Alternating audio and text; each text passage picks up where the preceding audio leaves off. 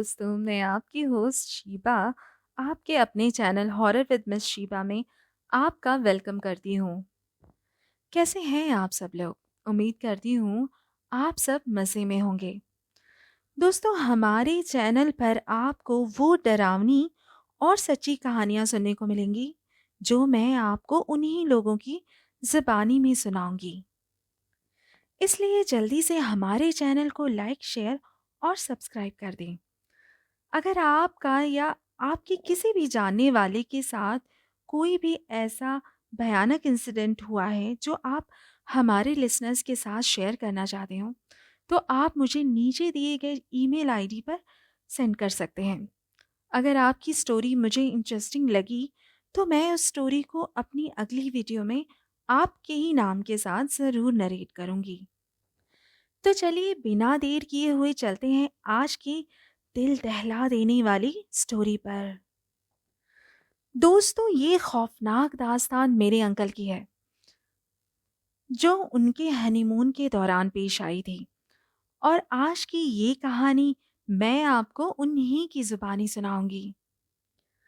मेरा नाम अनवर है और मेरा यह वाकया है 1985 का, जब मेरी नई नई शादी हुई थी। उस वक्त हम दिल्ली में रहा करते थे। मैं एक सरकारी मुलाजिम था और मेरी बीवी एक डॉक्टर थी। मेरी शादी के कुछ दिनों के बाद ही मैंने हनीमून पर जाने का प्लान किया। मेरी बीवी की दिल से ख्वाहिश थी कि हम नैनीताल घूमने जाएं। अब शादी भी नहीं थी और बीवी भी नहीं, तो ऐसे में इनकार की कोई गुंजाइश ही नहीं थी। मैंने भी खुशी खुशी नैनीताल हनीमून पर जाने के लिए हामी भर दी। वैसे भी दिल्ली से नैनीताल जाना ऐसी भी कोई बड़ी बात नहीं थी। सारे मामले तय हो जाने के बाद मैंने सोचा कि हनीमून पर जाने से पहले क्यों ना अपनी बीवी को उसके मायके ले जाकर उसके माँ बाप से मिलवा दूं, और फिर वहीं से नैनीताल के सफ़र पर रवाना हो जाएंगे। मेरा ये प्लान सुनकर तो मेरी बीवी खुशी से झूम उठी। फिर क्या था, अगले ही दिन हमने सूटकेस पैक किया और पहुंच गए मेरी ससुराल। आपको बताता चलूं कि मेरी बीवी का मायका मेरे घर से 2 घंटों की ड्राइव पर था। हम दोनों तकरीबन 2 बजे तक मेरे ससुराल पहुंचे। मेरे ससुराल वालों ने मेरी खूब आओ भगत की। खाते पीते और मिलते जुलते शाम का वक्त हो गया। वहां पर मेरी बीवी के कुछ रिश्तेदार भी आए हुए थे, जो कि लगातार बैठकर मेरा इंटरव्यू लिए जा रहे थे। कुछ ही देर में मैं भी उनकी बातों से पक गया और मैंने अपनी बीवी को चलने का इशारा किया। तकरीबन शाम के 5 बज रहे थे और ये वो ज़माना था जब रोड्स भी अच्छी नहीं हुआ करती थी और ना ही कोई मोबाइल फ़ोन हुआ करते थे। ऐसे में 6-7 घंटे की ड्राइव करके शाम के टाइम नैनीताल जाना सेफ नहीं माना जाता था। इसलिए मेरी बीवी के घर वालों ने हमें रोकने की कोशिश की कि इस वक्त ना जाओ, सुबह सुबह निकल जाना। लेकिन यार, ससुराल किसी की भी हो, ज़्यादा टाइम बिताना मुश्किल ही लगता है। मैंने भी जिद कर ली कि हम अभी जाएंगे। मेरी बीवी भी शायद मेरी उकताहट को भांप चुकी थी, इसलिए उसने चलने में ही भलाई समझी। हम शाम के 5 बजे घर से नैनीताल के लिए रवाना हो गए।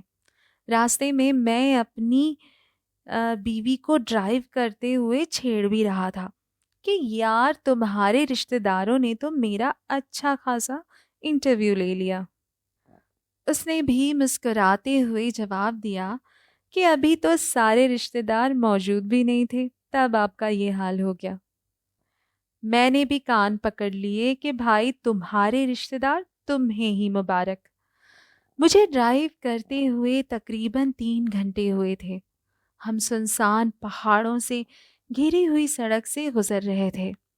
अभी कुछ ही आगे गए थे कि अचानक से मेरी बीवी ने घबराते हुए मुझे गाड़ी रोकने को कहा। मैंने हैरानी से उसकी तरफ देखा। मेरी बीवी ने कहा, जल्दी से गाड़ी रोको, मुझे उल्टी आ रही है। मैंने गाड़ी साइड में करके रोक दी। वो एक सुनसान इलाका था। मैं आपको बता दूं कि ये वो दौर था जब रात जल्दी हो जाया करती थी और लोग सड़कों पर बहुत कम नजर आते थे। गाड़ी से उतरकर मेरी बीवी थोड़ी दूर चलते हुए एक पेड़ के पास झाड़ियों में बिल्कुल अंधेरों में उल्टियां करने लगी। मैं गाड़ी में ही बैठा था। कुछ देर बाद मेरी बीवी मेरे पास गाड़ी तक आई और मुझसे पानी की बोतल लेकर उसी पेड़ के पास वापस चली गई और कुल्लियां करने लगी। थोड़ी देर के बाद मैंने अपनी बीवी की तरफ देखा तो मुझे उस अंधेरे में अपनी बीवी के बिल्कुल नजदीक दो लाल आंखें नजर आईं। वो आंखें अंधेरे में किसी बल्ब की तरह चमक रही थीं। ये सब देखकर मेरे तो होश उड़ गए, लेकिन मेरी बीवी मजे से वहां कुल्लिया कर रही थी। मुझे लगा कि शायद ये आंख किसी जंगली जानवर, शेर या चीते की है और वो घात लगाए मेरी बीवी पर अटैक करने के लिए तैयार बैठा है। मैंने बहुत खामोशी से अपनी टॉर्च निकाली और बिना जलाए आहिस्ता आहिस्ता गाड़ी से निकलकर अपनी बीवी की तरफ चल दिया। इस दौरान मैंने अपनी बीवी को भी आवाज नहीं दी, क्योंकि मुझे ये डर था कि मेरे शोर करने से कहीं वो जंगली जानवर मेरी बीवी पर अटैक न कर दे। मैंने सोचा कि मैं करीब जाकर अचानक से टॉर्च उसी जंगली जानवर के मुंह पर जला दूंगा और अचानक से हुई इस रोशनी से वो जंगली जानवर डरकर भाग जाएगा। खैर, ये सब तो मेरा प्लान था, क्योंकि इन सब में मेरा एक्सपीरियंस बिल्कुल ज़ीरो था। वो भागता या ना भागता, ये तो रब ही जानता है। मैं जैसे अपनी बीवी के पास पहुंचा, मैंने फौरन से टॉर्च जला दी। लेकिन ये देखकर मेरे होश उड़ गए कि वो दो लाल आंखें किसी जानवर की नहीं, बल्कि एक औरत की थी। वो एक ऐसी औरत थी जिसका सिर्फ सर नजर आ रहा था। उसका धड़ कहाँ था, कुछ समझ नहीं आ रहा था। ये भयानक नज़ारा सिर्फ मैं देख रहा था, जबकि मेरी बीवी को कुछ खबर ना थी। ये सब देखकर मैं बहुत घबरा गया और मैंने जल्दी से अपनी बीवी का हाथ थामा और उसे लगभग खींचते हुए गाड़ी में लाकर बिठा दिया और तेजी से गाड़ी भगा दी। मेरी बीवी ने ना समझी से मुझे देखते हुए बोली, क्या हो गया है तुम्हें? बॉटल भी तुमने गिरा दी। इतना कौन डरता है भला? मैं इतना घबराया हुआ था कि मैंने अपनी बीवी के सवालों का कोई जवाब नहीं दिया, बस गाड़ी भगाता रहा। जब हम वहां से निकल रहे थे तो मैंने एक औरत की भयानक चीख सुनी। मैंने अपनी बीवी से पूछा, क्या तुमने भी वो चीख सुनी है? तो वो बोली, हाँ, सुनी तो है, लेकिन वो शायद किसी जानवर की चीख थी। उसकी ये बात सुनकर तो मुझे गुस्सा ही आ गया। मैंने बोला, सुनो, तुम अपना डॉक्टरी वाला दिमाग यहाँ ना लगाओ। मुझे यूं चिढ़ा हुआ देखकर मेरी बीवी बोली, अच्छा चलो, मान लिया कि वो एक औरत की चीख थी, लेकिन मुझे ये तो बताइए कि आप इतने डरे हुए क्यों हैं और आपने वहां ऐसा क्या देख लिया जो आप मुझे लेकर आ गए? और इसके बाद मैंने उसे सारा किस्सा बता दिया कि कैसे मैंने वहां एक औरत देखी और उसकी दो लाल आंखें देखी।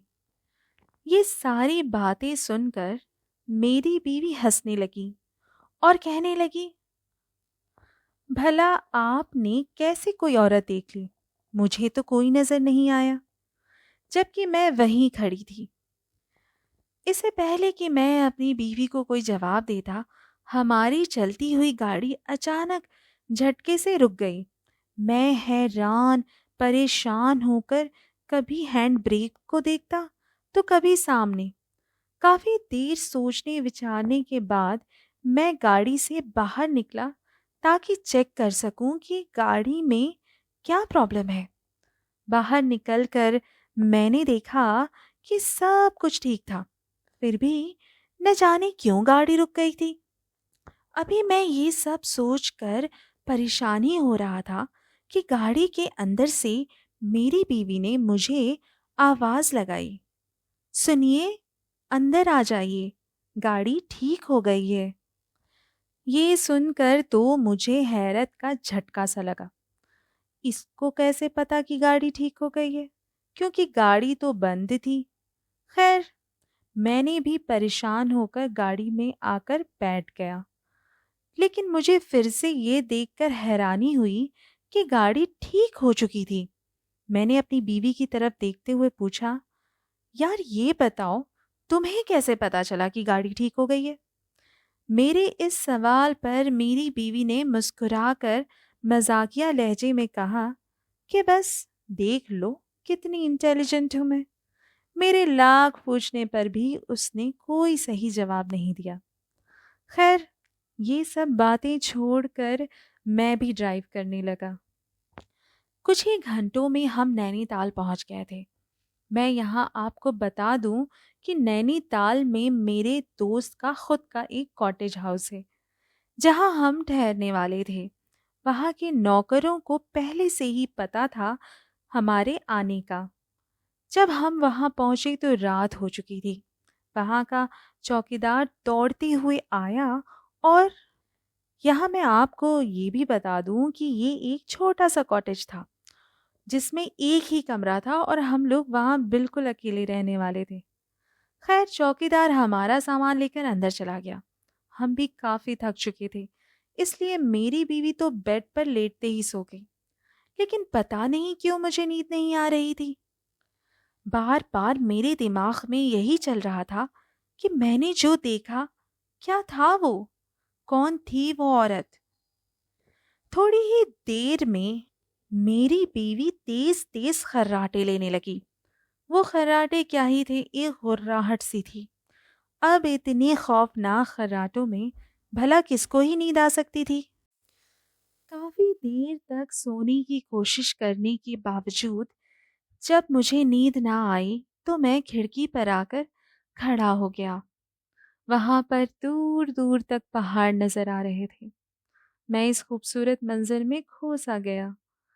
अभी कुछ ही देर हुए थे मुझे वहां खड़े हुए कि अचानक से मुझे ये महसूस हुआ कि हमारे कमरे में हमारे अलावा भी कोई है। मुझे अपने पीछे एक साया सा गुजरता हुआ महसूस हुआ। मैं फौरन पीछे मुड़कर देखा तो मेरी बीवी तो बेड पर ही सो रही थी। काफी देर तक इधर उधर देखने के बाद भी मुझे वहां कोई नजर नहीं आया। मैंने इस चीज को अपना वहम समझकर इग्नोर कर दिया और वापस खिड़की पर आकर खूबसूरत पहाड़ी नज़ारों में गुम हो गया। अभी कुछ ही देर हुई थी कि मुझे पहाड़ों के बीच फिर से वही लाल आंखें नजर आईं, जो मुझे यहाँ आते हुए रास्ते में नजर आई थी। मैंने तो जल्दी से पर्दे बंद किए और अपने बेड पर आकर लेट गया। काफी देर कोशिश करने के बाद मुझे नींद तो आ गई, लेकिन वही औरत मेरे ख्वाब में आकर मुझे डराती रही, इसलिए मैं कुछ ठीक से सो ना सका। जब हम सुबह उठे तो मेरे सर में अजीब सा सर दर्द था। फिर हमने नाश्ता किया और एक सरदर्द की गोली लेकर मैं काफ़ी फ्रेश महसूस कर रहा था। रात वाली बात मैं काफ़ी हद तक भूल गया था। कुछ देर के बाद मेरी बीवी तैयार होकर आई और हम सैर पर निकल गए। उस टाइम हर तरफ हल्की हल्की ठंड सी फैली हुई थी।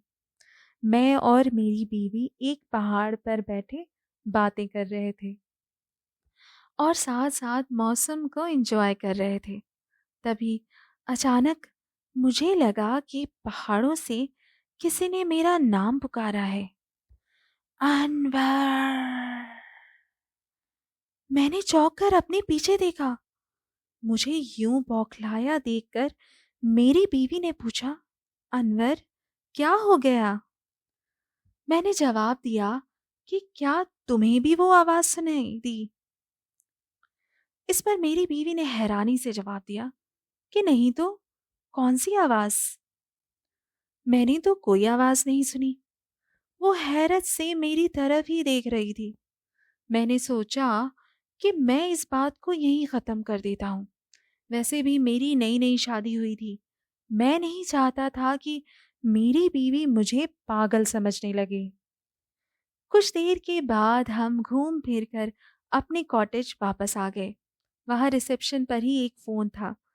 मैंने फ़ोन करके अपने घर वालों को अपनी खैरियत बताई और कुछ देर बाहर आकर चौकीदार के साथ बैठ गया।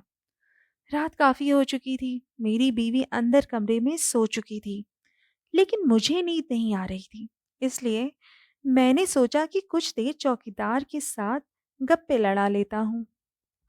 मैं चौकीदार के साथ बैठा ही था कि मैंने देखा कि वहाँ का एक नौकर अपने घर वापस जा रहा है। उसका घर वहीं पहाड़ों से थोड़े नीचे जाकर था। मैंने सोचा कि क्यों ना मैं भी उसके साथ ही थोड़ा टहल आऊं। मैंने उस नौकर से कहा कि चलो, मैं भी तुम्हारे साथ ही चलता हूँ।